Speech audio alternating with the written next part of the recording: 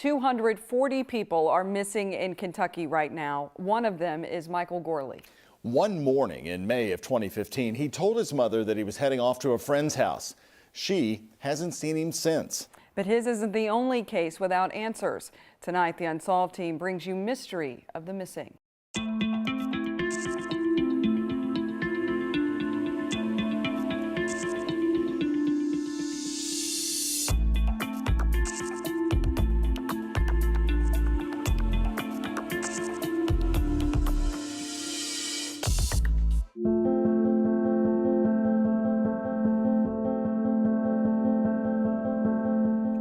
And 40 people are missing in Kentucky right now. This is not a show for publicity.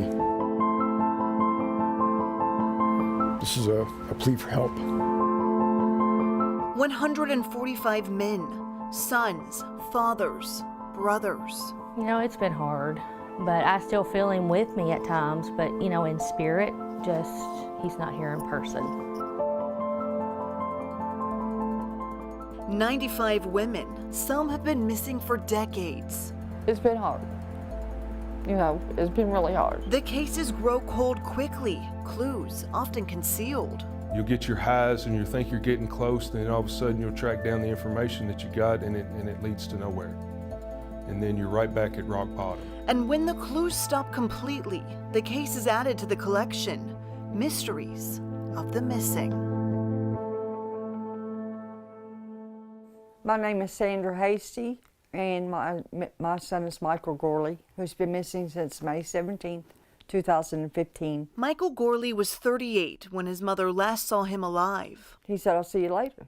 I'll be back later." Leaving the home they shared in Stanford, Kentucky, she thought he was going to a friend's and called that friend when Michael didn't come home. About 11 o'clock that night, he told me Michael was there. Looking back now, she doesn't believe that story. I think my son was beat there and was trying to get away, and then was run over by a car. She flagged down a state trooper to report her fears. And I stopped him and told him something's not right. I need to put a missing person report out on my son. And then, when she felt police weren't doing enough, she and her daughter started their own investigation. We did what we could do within the capability of what the law would allow us to do without getting ourselves put in jail. Tracking down his truck, pulling it out of a pond. My son didn't drive that truck in the pond. Next, they searched that friend's house and found what was left of Michael. Michael's hat and shoes are on the porch.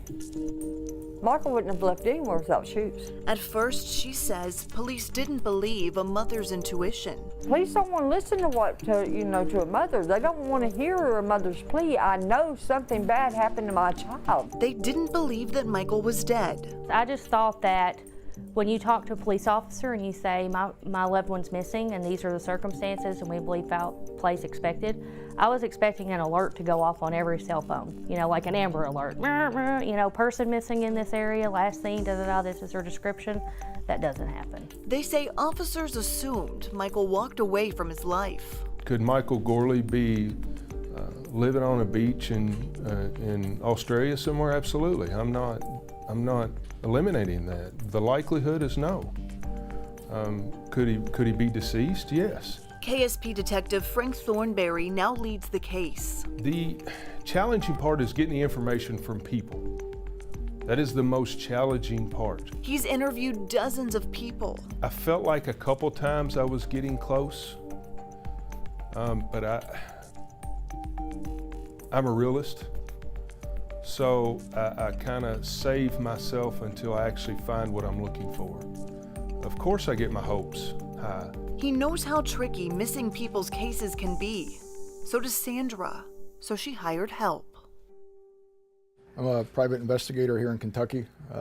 Been working here for 2 years, 6 years prior in another state, and also 20 years law enforcement, police patrol and investigations. When asked what he thinks happened to Michael, with certainty, he did not walk away. He says that much is clear. There's enough facts and circumstances in this case and evidence that we know he met with foul play.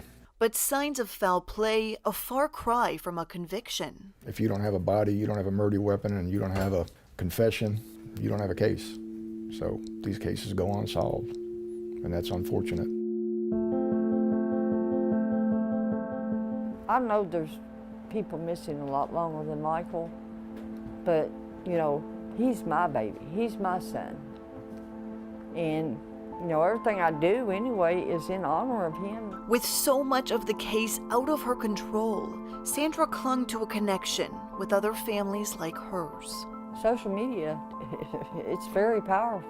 Starting the Facebook page Missing and Murdered Loved Ones in Kentucky, she shares Michael's story and thousands of others. I feel like if doing that is, you know, like my mission, and I do it in honor of Michael. The page is powerful. I keep my phone on all the time because people, a lot of people will say contact Sandy Hasty. You know, we get a posting page, we get them out there. It helps families find hope. You know, when I put it out there, people contact me, message me. I know where this person is. You know, so I get a hold of the family members. I'm like, okay, give me the directions, any kind of vehicles that's in the driveway, whatever. But so far, it hasn't found her son. I know my son's dead. I know he is. I know it. I feel it in my heart, my soul, my spirit. You know, I know he is. I just hope that good karma will come back, that someone would finally speak up about Michael.